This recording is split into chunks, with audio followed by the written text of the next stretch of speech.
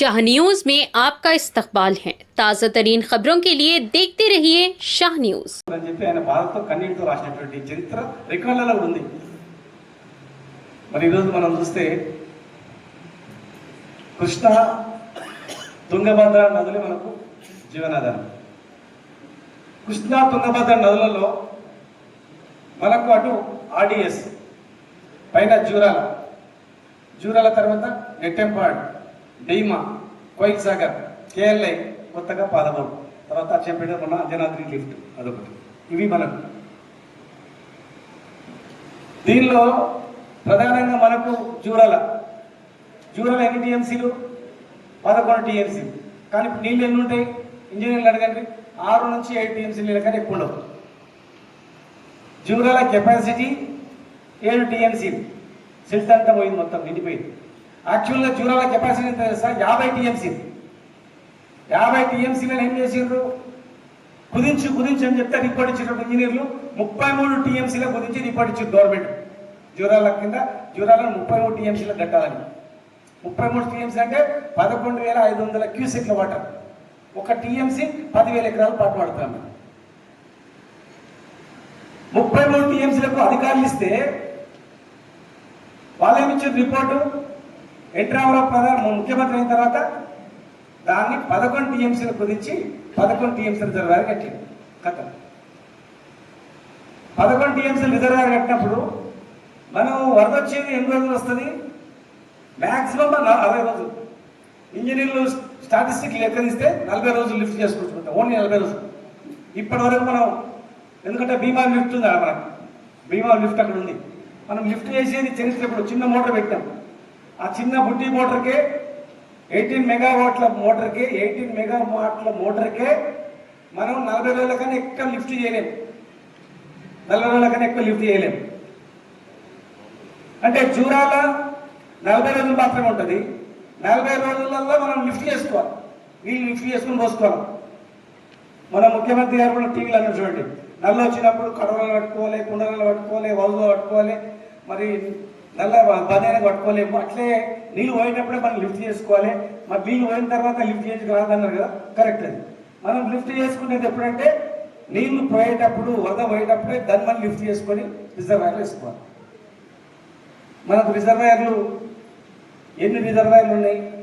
చిన్న బుడ్డిపాటి 50,000 ఎకరాలకు ఉపయోగపడి కొలిసారు ఒకటి. నెట్టెంపాడు, భీమా అదొక 2 లక్షల ఎకరాలు. భీమా అదొక 2 లక్షల ఎకరాలు, దాదాపు 90,000 ఎకరాలు. RDS canal, Kalwakurthy lift irrigation. Kalwakurthy lift irrigation అనేది మనకు మేజర్. ఎందుకంటే శ్రీశైలం దగ్గర మనకు 240 రోజులు లిఫ్ట్ చేసుకోవచ్చు. జూరాల దగ్గర 40 రోజులు లిఫ్ట్ చేసుకుంటే, ఓన్లీ వరద వచ్చినప్పుడు మాత్రమే శ్రీశైలం దగ్గర మనం లిఫ్ట్ చేసుకుంటే, మన జూరాల దగ్గర లిఫ్ట్ చేసుకుంటే, శ్రీశైలం దగ్గర మనము 240 రోజులు మనం నీళ్ళు లిఫ్ట్ చేసుకోవచ్చు. అంటే 240 రోజులు మనం పంపులు ఆన్ చేసుకొని నీళ్ళు ఇచ్చుకోవచ్చు. కల్లకుర్తి లిఫ్ట్ ఇరిగేషన్లో ఎన్ని ఎకరాలు? దాదాపు 10 లక్షల ఎకరాలు. నేను చెప్పింది జర్ర ఇంత అటు ఇటు ఉండొచ్చు. కల్లకుర్తి లిఫ్ట్ ఇరిగేషన్ కింద 10 లక్షల ఎకరాలు ఉంటే 8 లక్షల నుంచి 10 లక్షలు అనుకున్నాం. 8 నుంచి ఆ మధ్యలో. అంటే ఎందుకు నేను ఎక్కువ చెప్తున్నా అంటే, మనం చెరువులు నింపుకుంటాం. చెరువులు నింపుకునే లెక్క కాదు ఇరిగేషన్లో. డైరెక్ట్ కెనాల్ వచ్చి మాత్రం లెక్క ఉంటుంది. మనం చెరువులు నింపుకొని చెరువుల దారులు మనం వేసుకుంటాం. అవన్నీ 5-10 లక్షల ఎకరాలు అనుకోండి. మన జిల్లాలో 35 లక్షల ఎకరాల పొలం సాగు చేసే పొలం ఉంది. మన జిల్లాలో 35 లక్షల ఎకరాలలో 2014 కన్నా ముందు మన తెలంగాణలో కల్టివేషన్ అయిన భూమి ఎంత అంటే 2 లక్షల ఎకరాలు. దగ్గర అటు ఇటు. 2014-15 తర్వాత ఈరోజు మనం 2023 నాడు లెక్క తీసుకోండి. లెక్క తీసుకుంటే 10 లక్షల ఎకరాలు.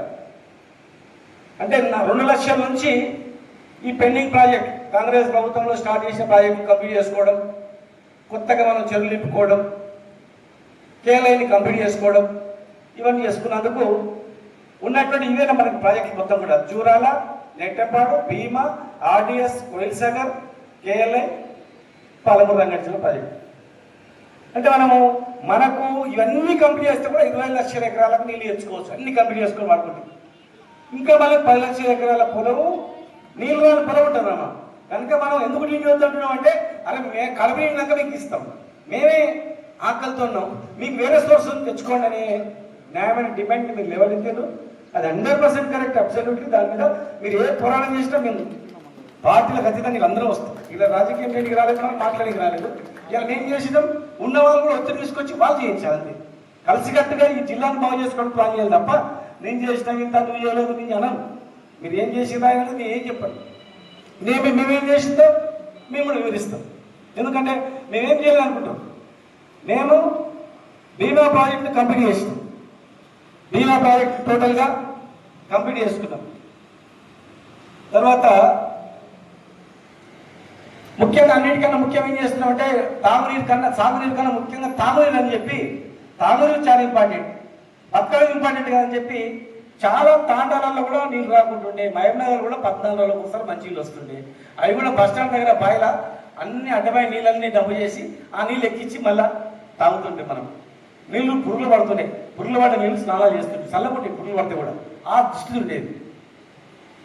ఆ దృష్టి నుంచి తాగునీరు తెచ్చుకోవాలని చెప్పి ప్రతి తాండాలో ప్రతి గ్రామంలో ఈ ఉమ్మడి మహబూబ్నగర్ జిల్లాకు 10 టీఎంసీల